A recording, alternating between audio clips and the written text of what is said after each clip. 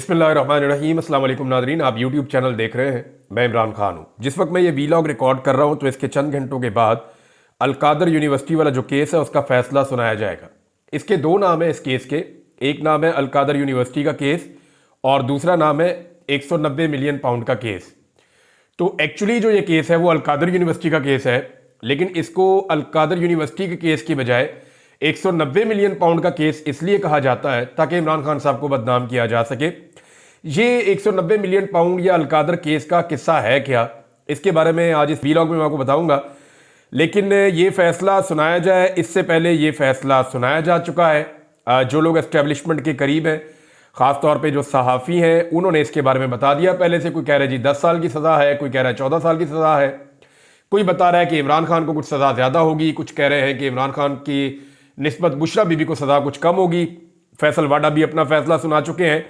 मुस्लिम league नून के सियासतदान तलाल चौधरी और ख्वाजा आसिफ, ये दोनों भी एस्टेब्लिशमेंट के बहुत करीब हैं। इन दोनों ने भी प्रेस कॉन्फ्रेंस कर दी गुज़िश्ता रोज़। तो ये सारे अपना फैसला सुना चुके हैं कि जनाब इमरान खान साहब के साथ अलकादर यूनिवर्सिटी वाले केस में उन्हें सज़ा होने जा रही है। ये वो पहला केस है नादरीन जो पाकिस्तान की एस्टेब्लिशमेंट ने बनाया था जनरल बाजवा के दौर में इमरान खान साहब के खिलाफ।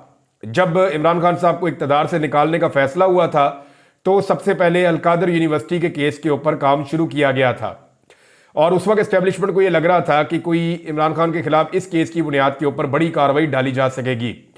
इस केस के बारे में कई मरतबा इमरान खान साहब ने भी बात की है। शहजाद अकबर जो है वो इसके बारे में बहुत बात करते रहे माजी में। इसके फैक्ट्स तो बहुत सारे आपको पता है, लेकिन मोटी चीज़ें आज कुछ मैं आपको बताऊंगा। क्योंकि जब एस्टेब्लिशमेंट ने इमरान खान के खिलाफ फैसला कर लिया तो उन्होंने सहाफ़ियों से रब्ते किए, बहुत सारे लोगों को कहा जनाब कि ये हुकूमत अब जाने वाली है तो आप ज़रा इनकी कारकर्दगी का जायज़ा लेना शुरू करें। तो जब उनसे सवालात किए गए तो उन्होंने जो सबसे पहली फ़ाइल बनाई थी इमरान खान के खिलाफ वो ये फ़ाइल थी।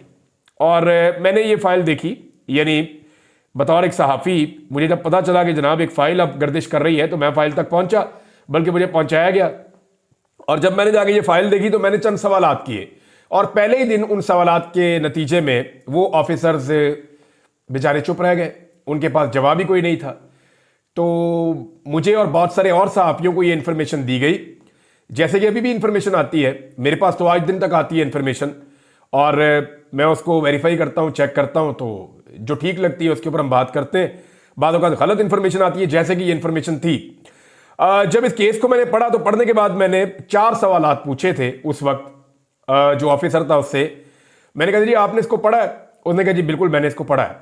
मैंने कहा जी मेरे 4 सवाल है कि इसमें सबसे पहले मुझे ये बताएं कि इमरान खान को मिला क्या। तो इसका उनके पास कोई जवाब नहीं था। दूसरा मैंने पूछा कि ये पैसा इस वक्त कहां पर है, तो उन्होंने कहा जी सुप्रीम कोर्ट के अकाउंट में है। तीसरा मैंने उनसे पूछा कि क्या बुशरा बीबी या इमरान खान के दस्तखतों से या उनके अकाउंट्स में कोई पैसा आया, कोई ट्रांजैक्शन हुई उनके पास, तो इसका भी उनके पास कोई जवाब नहीं था। उन्होंने कहा जी ऐसा कुछ नहीं हुआ। एक सवाल मैंने और किया था, तो मैंने उनसे 4 सवालात पूछे, तो उन चारों सवालों के उनके पास जवाब नहीं थे। तो जब मैंने इमरान खान साहब को इसको पढ़ने के बाद केस को सवालनामा भिजवाने के लिए रब्ता किया तो उन्होंने कहा जी आ जाए, आके पूछ लें आपने जो पूछना है। तो तब इमरान खान साहब ने इस केस के बारे में मुझे कुछ चीज़ें बताई थी और उन्होंने पाकिस्तान के बहुत सारे और लोगों को, मीडिया को भी उन्होंने ओपनली बताया कि एक्चुअली ये केस था क्या। एक्चुअली इस 2 चीज़ों को जोड़ा जाता है। एक, इमरान खान साहब ने बनाई एक यूनिवर्सिटी अलकादर यूनिवर्सिटी जहां पे बच्चे तालीम हासिल कर रहे हैं, और दूसरा केस है कि मलिक रियाज का एक पैसा पड़ा हुआ था बरतानिया में, वो पैसा पाकिस्तान वापस आया। तो इन दोनों केसों को जोड़ा जाता है। क्या इन्हें जोड़ा जा सकता है या नहीं, तो जरा टाइमलाइन को आपको देखना पड़ेगा। बकौल इमरान खान साहब के, ये इमरान खान साहब ने सीरत नबी पर रिसर्च के लिए एक अलकादर यूनिवर्सिटी बनाने का फैसला किया जहां पे जदीद उलूम भी पढ़ाए जाएंगे। ये यूनिवर्सिटी इस वक्त बनी हुई है और यहां पे जो है वो बच्चे तालीम हासिल कर रहे हैं। इस यूनिवर्सिटी के लिए मलिक रियाज ने जो है वो स्पॉन्सर किया, उन्होंने ज़मीन वगैरह भी दी। बहुत सारे और इन्वेस्टर्स हैं जिन्होंने उसके अंदर इन्वेस्ट किया। बहुत सारे लोगों ने उसके अंदर जो है वो चंदा दिया, जो लोग देते हैं चैरिटीज़ वगैरह। तो वो जब पैसा इकट्ठा हुआ तो फिर उसका इफ्तिताह हुआ। अच्छा, ये जो ज़मीन दी गई ना, मलिक रियाज ने ज़मीन दी थी, ये 2018 में दी थी। 2018 याद रखिएगा, 2018 के इख्तिताम पे ये ज़मीन मलिक रियाज ने दी थी और मई 2019 में इसका इफ्तिताह हो गया था। मई 2019 में इफ्तिताह हुआ तो जून, जुलाई, अगस्त, सितंबर, अक्टूबर, नवंबर, दिसंबर, इसके इफ्तिताह के 7 महीने के बाद एक काबीना के सामने एक मैटर आता है जिसमें बताया जाता है कि बर्तानिया की एक नेशनल क्राइम एजेंसी है, उसने वहां पे कोई मशकूक ट्रांजैक्शन पकड़ी है और उसकी बुनियाद के ऊपर मलिक रियाज के साथ, क्योंकि पैसा जो है मलिक रियाज के बेटे हैं और मलिक रियाज का बेटा अली रियाज उनका नाम है, उनके नाम के ऊपर जनाब वहां पे एक कंपनी है और वो जो कंपनी है अल्टीमेट होल्डिंग उसका नाम है। उस कंपनी के नाम के ऊपर वो उन्होंने एक प्रॉपर्टी खरीदी थी शरीफ खानदान से। आपको याद होगा जब पनामा केस आया था शरीफ खानदान पे 2016 में, तो उन्होंने बहुत तेजी में बेचने की कोशिश की थी कि बेच के हाइड पार्क को तो निकल जाए। तो उस वक्त इस कंपनी ने खरीदा था जो मलिक रियाज साहब के बेटे की है।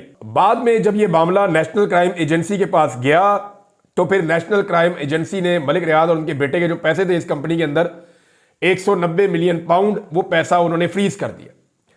फिर मलिक रियाज साहब का और बर्तानिया की जो नेशनल क्राइम एजेंसी है उनका एक मुआहदा हुआ, खुफिया मुआहदा, और उस मुआहदे में यह तय पाया कि जनाब ये पैसा हम पाकिस्तान वापस ले जाएंगे। अब जब ये पैसा वापस पाकिस्तान लाने की बात हुई तो फिर पाकिस्तान की गवर्नमेंट को इसके बारे में पता चला, पैसे के बारे में। तो अब पाकिस्तान की गवर्नमेंट के पास दो रास्ते थे जो इस काबीना के अंदर आए। एक रास्ता यह था कि हम बर्तानिया में जाकर केस लड़ें और यह साबित करें कि यह पैसा पाकिस्तान से मनी लॉन्ड्रिंग के जरिए गया और करप्शन का पैसा है, तो इस पैसे को लाने या ना लाने के हवाले से कोई कंफर्मेशन नहीं है। दूसरा, पाकिस्तान तहरीक इंसाफ के लोगों के बकौल उस वक्त यह सोचा गया कि क्योंकि मलिक रियाज इस पैसे को वॉलंटरली पाकिस्तान वापस लाना चाहते हैं तो क्यों ना यह पैसा डायरेक्ट पाकिस्तान वापस मंगवा लिया जाए, 1 रुपया खर्च किए बगैर। तो काबीना ने फैसला किया कि जनाब हम इसको नहीं छेड़ते, पैसा ऐसे ही पाकिस्तान वापस मंगवा ले, हमने कोई केस नहीं करना। क्योंकि इमरान खान साहब के बकौल वकला ने यह बताया था कि $100 मिलियन पहले ही हम बाहर केसेस में हार चुके हैं और हमें कुछ पैसा मिला भी नहीं, तो ये 190 मिलियन पाउंड है, ये पैसा आप मंगवा लें पाकिस्तान में। तो जो उनको मशवरा आया काबीना में रखा, काबीना ने मंजूर किया और वो पैसा पाकिस्तान आ गया। पाकिस्तान जब ये पैसा आया तो सुप्रीम कोर्ट ऑफ पाकिस्तान ने मलिक रियाज साहब के खिलाफ एक फैसला दिया हुआ था और उसमें उनको एक अमाउंट जमा करवानी थी, तो ये पैसा उस अमाउंट की मद में सुप्रीम कोर्ट के अकाउंट में जमा हो गया। अब इस पैसे के अंदर से जनाब 1 रुपया भी इमरान खान के अकाउंट में नहीं गया, 1 रुपया भी बुशरा बीबी के अकाउंट में नहीं गया, 1 रुपया भी अलकादर ट्रस्ट के अंदर भी नहीं गया। ये सारा का सारा पैसा गया सुप्रीम कोर्ट ऑफ पाकिस्तान के अकाउंट में और वहां इसके ऊपर इतना सूद जमा हुआ कि ये पैसा काफी बढ़ भी गया बाद में, और अभी तक ये पैसा सुप्रीम कोर्ट ऑफ पाकिस्तान के अकाउंट में बढ़ा हुआ है।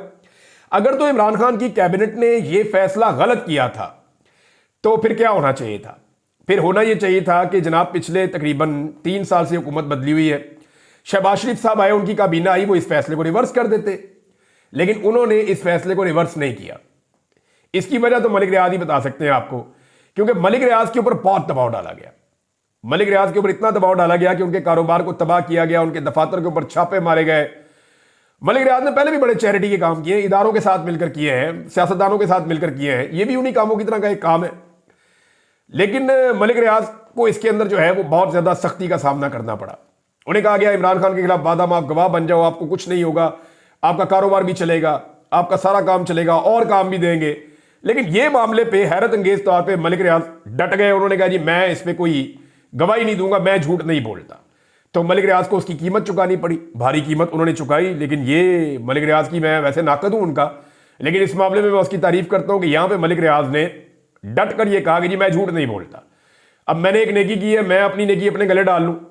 लिहाजा मलिक रियाज ने इसके अंदर झूठ बोलने से इनकार कर दिया, वरना यह केस बड़ा मजबूत हो सकता था, इमरान खान साहब के लिए बड़े सीरियस कॉन्सिक्वेंसेज हो सकते थे अगर मलिक रियाज वहां पे एक झूठी गवाही दे देते तो। बहरहाल मलिक रियाज ने गवाही दी नहीं, इमरान खान साहब के खिलाफ साबित कुछ हुआ नहीं, ना उनके कुछ अकाउंट में गया। दूसरा, ये जो ट्रस्ट है अलकादर यूनिवर्सिटी का, इसमें तो बाकायदा लिखा हुआ है किसी ट्रस्टी को 1 रुपया नहीं मिलेगा, ना आने जाने का खर्चा मिलेगा, ना उसको तनख्वाह वनख्वाह मिलेगी, कुछ भी नहीं मिलेगा, ना जमीन के अंदर कोई हिस्सा होगा।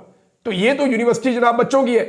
अब हो ये रहा है कि मीडिया ये साबित करना चाह रहा है कि यहां पे कोई इमरान खान साहब ने करप्शन की है, जिसके नतीजे में जनाब ये केस हुआ है, और इस केस के नतीजे में इमरान खान साहब को सजा हुई है। क्योंकि ये सजा तो सुनाने का फैसला, सजा से पहले सजा तो सुना दी है, यानी जज को भी नहीं पता था कि मैंने ये केस का फैसला कब सुनाना है। लेकिन जो एस्टेब्लिशमेंट के करीब सहाफी या सियासतदान है उनको पता था कि फैसला कब सुनाना है। यानी पहले ये फैसला दिसंबर में सुनाना था 23 तारीख को, तो जो एस्टेब्लिशमेंट के लोग हैं उन्होंने कहा जी नहीं अभी नहीं आएगा। तो जज को नहीं पता था, एस्टेब्लिशमेंट के लोगों को पता था, फिर फैसला नहीं आया। फिर ये फैसला जनवरी में आना था 6 तारीख को, फिर नहीं आया। लेकिन जज साहब को और उनके अमले को बाद में पता चला, एस्टेब्लिशमेंट के करीबी सहाफियों को पहले पता चल गया। अब एस्टेब्लिशमेंट के करीबी सहाफी कह रहे हैं जी फैसला इमरान खान के खिलाफ आ जाएगा। हो सकता है इमरान खान के खिलाफ आ जाए, लेकिन मुझे तो बहुत हैरत होगी अगर यह फैसला इमरान खान के हक में आ गया, क्योंकि इमरान खान को आखिरी वक्त तक इस फैसले से ब्लैकमेल करने की कोशिश की गई है। लेकिन देखते हैं कि इमरान खान साहब जो है वो इस फैसले के बाद क्या रद्द-ए-अमल देते हैं। फिलहाल तो वो इस पे ब्लैकमेल नहीं हुए, उन्होंने अपना मौक़िफ़ वही रखा जो उनका पहले दिन से था। यानी ये जो आखिरी मुलाकात कल के दिन में उनकी हुई है, एतवार वाले दिन जेल खोली गई। अब आप इमरान खान की ताकत का अंदाजा कर लें कि वो एतवार को भी जेल खुलवा लेता है और एतवार को जेल खोलनी पड़ जाती है, लेकिन इमरान खान साहब ने अपना मौक़िफ़ नहीं बदला। तो आसाब की इस लड़ाई में इमरान खान साहब को शिकस्त देना बहुत मुश्किल है। अब पाकिस्तान का मीडिया जो है उसकी ड्यूटी यह है कि साबित करो या प्रोपेगेंडा करो किसी तरह भी कि जनाब जैसे नवाज शरीफ के खिलाफ फैसला आया था वैसे ही इमरान खान के खिलाफ फैसला आ गया। अगर इमरान खान के साथ ज्यादती हो रही है तो फिर नवाज शरीफ के साथ भी ज्यादती हो रही थी। अगर ये अलकादर यूनिवर्सिटी है तो वहां पे नवाज शरीफ का जो लंदन का अपार्टमेंट है या वो जो बहुत बड़ा महल है हाइड पार्क का, वो भी ऐसे ही केस है। तो जनाब मैं कुछ चीजें आपके सामने रख देता हूं इस हवाले से, इससे पहले कि मीडिया प्रोपेगेंडा करे। ये मैं आपके सामने रखने वाला हूं कि नवाज शरीफ का जो अमल था और इमरान खान का जो अमल है उसमें फर्क क्या है। नवाज शरीफ ने जाती जागीर जाती प्रॉपर्टी बनाई, इमरान खान साहब ने यूनिवर्सिटी बनाई, यानी दोनों केसों में फर्क है। वो नवाज शरीफ के बच्चों के नाम पे है, ये इमरान खान साहब ने कौम के बच्चों के नाम पर किया है। वहां पे आज भी महल्लाती साजिशें होती हैं, लंदन प्लान होता है, इस तरह की चीजें होती हैं। और यहां पे अलकादर यूनिवर्सिटी में सीरतुन नबी पढ़ाई जाती है। वहां सिर्फ मखसूस किस्म की एलीट दाखिल हो सकती है शरीफ खानदान को मिलने के लिए, और यहां जो है वो गरीबों के बच्चे जाकर पढ़ते हैं। ये जो है नस्ल दर नस्ल शरीफ खानदान के पास रहेगी और ये प्रॉपर्टी इनके बच्चों को जाएगी। जबकि अलकादर यूनिवर्सिटी की जो प्रॉपर्टी है उसकी मलकियत अब एक ट्रस्ट के पास है जो हमेशा ऐसे ही रहेगी और ये हमेशा कौम के बच्चों के पास जाएगी। अगर आप हाइड पार्क की वीडियोस देखें तो पाकिस्तानियों को अफसोस होता है कि ये हमारा पैसा ये कहां चला गया, इसका मनी ट्रेल नहीं है आज तक। लेकिन अगर आप वीडियोस देखें अलकादर यूनिवर्सिटी की तो आपको फख्र होता है। और अलकादर यूनिवर्सिटी की वीडियोस बनाकर प्रोपेगेंडा भी नहीं किया जा सकता। क्या दिखाएंगे, कौम के बच्चे वहां पे पढ़ रहे हैं, ये इमरान खान ने करप्शन की है कि वहां पे सीरतुन नबी पढ़ाई जा रही है बच्चों को। आज तक जो हाइड पार्क है उसकी मनी ट्रेल सामने नहीं आ सकी, जबकि पूरी ऑडिट रिपोर्ट अलकादर यूनिवर्सिटी की इस वक्त मौजूद है नैब के पास और उसमें वो कोई गलती नहीं निकाल सके। पाकिस्तान ये आज भी नवाज शरीफ के लंदन फ्लैट्स का जो है वो हिसाब किताब मांगते हैं, लेकिन यानी पाकिस्तानी पूछते हैं हमारे पैसे वहां कैसे गए, लेकिन अलकादर यूनिवर्सिटी को आज भी पाकिस्तानी पैसे देते हैं ताकि यूनिवर्सिटी चले और यहां पे बच्चे पढ़ें। तो मीडिया इससे पहले कि साबित करने की कोशिश करे दोनों एक जैसे, दोनों केस एक जैसे कोई नहीं है। मियां साहब ने अपने बच्चों की जायदाद बनाई है, मियां साहब के पास उसका कोई हिसाब किताब नहीं है। इमरान खान ने कौम के बच्चों के लिए यूनिवर्सिटी बनाई है और इमरान खान के पास उसकी एक एक रसीद और ऑडिट मौजूद है और उसके अंदर कोई गलती नहीं निकाल सके। केस वो ये बनाते हैं कि क्योंकि मलिक रियाज को एक सहूलत दी गई थी कि वो अपना पैसा जो नेशनल क्राइम एजेंसी के साथ उसने मुआहदा किया खुफिया, उसके नतीजे में वो अपना पैसा पाकिस्तान ला के सुप्रीम कोर्ट ऑफ पाकिस्तान के फैसले के मुताबिक वो वहां पैसा जमा करवा दे सुप्रीम कोर्ट के अकाउंट में। गया तो गवर्नमेंट के अकाउंट में ना, सुप्रीम कोर्ट गवर्नमेंट की है तो वो तो गया गवर्नमेंट के अकाउंट में गया। अब अगर तो वो फैसला गलत था तो शहबाज शरीफ साहब आके उसको बदल देते। अब तक 3 साल हो गए, किसी कैबिनेट ने उसको बदलने की जरूरत नहीं की। या तो उस फैसले को रिवर्स करते और वो ये कहते कि सुप्रीम कोर्ट ऑफ पाकिस्तान से वो पैसा निकालो और निकालकर स्टेट बैंक ऑफ पाकिस्तान में डालो। आज तक वो वाला काम भी नहीं किया। तो क्या इसमें अकेला इमरान खान कसूरवार होगा? काबीना के एक फैसले की जिम्मेदारी अकेले वजीर आजम पे कैसे आ सकती है? एक बड़ा सवाल है, इसका जवाब किसी के पास नहीं है। दूसरा यह है कि क्या मलिक रियाज साहब जो है उनके बगैर इमरान खान साहब को आप फिक्स कर सकते हैं? वो भी आप नहीं कर सकते। इस केस में अकेले इमरान खान को फिक्स करना तकरीबन नामुमकिन था, लेकिन अगर आज इमरान खान साहब को फिक्स कर दिया गया तो इसका इंपैक्ट जो है वो क्या होगा, जरा ये आप पहले अंदाजा कर लें। इससे जो है ना वो इमरान खान साहब की पॉपुलैरिटी में मजीद इजाफा ही होगा। सोशल मीडिया के ऊपर ओवरसीज पाकिस्तानियों के अंदर गम गुस्से की एक लहर आएगी। पाकिस्तानी इस फैसले के नतीजे में भी इमरान खान साहब को करप्ट नहीं समझेंगे।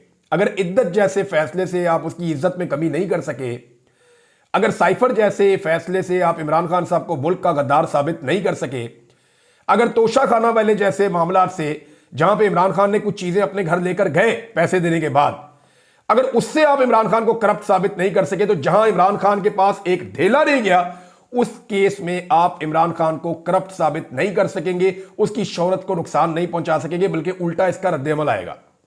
होगा यह कि इमरान खान साहब जो तहरीक आगे चलाना चाहते हैं, उस तहरीक को जो है वो ताकत मिलेगी और इससे इमरान खान साहब की मकबूलियत में भी इजाफा आएगा, इसका इंपैक्ट आएगा। तो नाज़रीन, जितने भी कोर्ट रिपोर्टर्स हैं उनसे जब मैंने बात की या मैंने उनके वीलॉग सुने या मैंने उनके तजज़िये सुने और जो खबरें मैंने देखी, उसके मुताबिक तो ये मामला टिकेगा नहीं।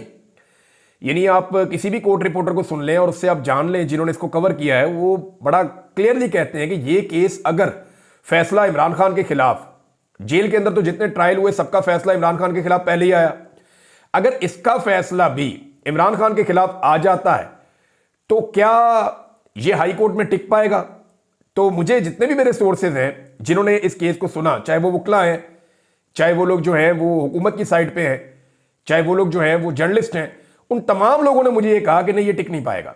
जैसे ये हाई कोर्ट में जाएगा, नैब की बड़ी टिका के बेइज्जती होगी, क्योंकि इससे पहले जब भी इस केस को चलाने का फैसला किया गया तो मौजूदा जो चेयरमैन नैब है, इनके आने से पहले जो भी ऑफिसर थे उन्होंने इनकार कर दिया था। उन्होंने कहा ये मुमकिन नहीं है, इस केस के अंदर इमरान खान साहब को फिक्स नहीं किया जा सकता।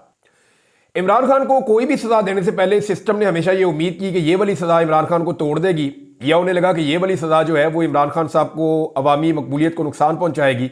लेकिन हर सजा के बाद इमरान खान साहब का ना सिर्फ सियासी कद बड़ा हुआ, बल्कि इमरान खान साहब के अज़म में मजीद इजाफा हो गया और वो मजीद पुख्तगी के साथ अपने मिशन पर लग गए।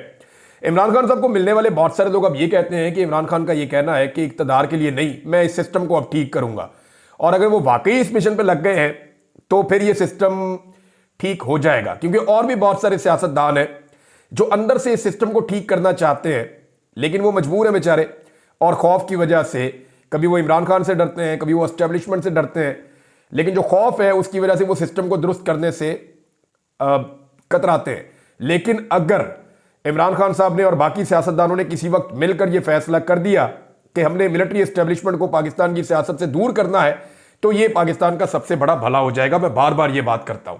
नाज़रीन, दूसरी जानिब एक रिपोर्ट यह है कि ओवरसीज पाकिस्तानियों से लगातार राब्ते किए जा रहे हैं। जितना भी अमला है फॉरेन ऑफिस का, वो और जितने भी वहाँ एम्बेसीज हैं, वो लोग पूरा जोर लगा रहे हैं और कोशिश कर रहे हैं कि जो एक्टिविटीज़ जनवरी के महीने में मिड के बाद से लेके आखिर तक होने वाली है, उनको किसी तरह रोका जाए। अमेरिका में बहुत कोशिश की जा रही है, बरतानिया में कोशिश की जा रही है कि पार्लियामेंट्री ब्रीफिंग जो है उसके अंदर जो लोग जा रहे हैं वो बातें ना करें जो बातें उन्होंने करने का फैसला किया है। दूसरी जानिब जो ओवरसीज पाकिस्तानी है, उनका कहना है कि जनाब हमारा कोई किसी सियासी जमात के लिए हम ये नहीं कर रहे, हम ये काम पाकिस्तान के लिए कर रहे हैं।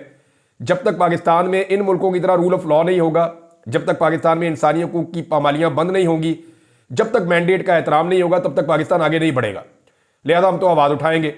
यही बात जो है अमेरिका में भी ओवरसीज पाकिस्तानी कर रहे हैं। हालांकि इसमें पाकिस्तान तहरीक इंसाफ के लोग भी शामिल हैं, लेकिन अक्सरियत ऐसे तगड़े पाकिस्तानियों की है जो वहाँ पे काफ़ी इन्फ्लुएंस रखते हैं। यही लोग जो है वो पाकिस्तान का बहुत फ़ायदा कर सकते हैं, और मेरे ख्याल में ये फ़ायदा ही कर रहे हैं, क्योंकि इंसानी हकूक के लिए, डेमोक्रेसी के लिए, मैंडेट के एहतराम के लिए और रूल ऑफ लॉ के लिए आवाज़ उठाना और पाकिस्तान में इसको इंश्योर करना, इससे बेहतर जिम्मेदारी कोई और हो नहीं सकती जो ओवरसीज पाकिस्तानी अदा कर रहे हैं। तो लगातार दो चीज़ों के लिए दबाव डाला जा रहा है कि एक तो ये ब्रीफिंग्स ना हो, ना कांग्रेस में हो और ना ही बरतानवी पार्लियामेंट में हो, और अगर हो तो वो बहुत सतही किस्म की हो। और नंबर दो, पाकिस्तान पूरी कोशिश कर रहा है कि जो बाइंडिंग रेजोल्यूशन आ रही है अमेरिका में, कांग्रेस में, उसको अवॉइड किया जाए, क्योंकि अगर वो आ गई और सख्त नौयत की आ गई तो उसके बाद जो है वो पाकिस्तान में जो हुक्मरान तबका है, या इस वक्त जो एक पॉलिटिकल एलीट है, या वो एलीट है जिसने कैप्चर किया हुआ पूरे निज़ाम को, उनके लिए बड़े सीरियस इश्यूज हो जाएंगे। अब तक के लिए इतना ही। अपना ख्याल रखिएगा, अपने चैनल का भी। अल्लाह हाफ़िज़।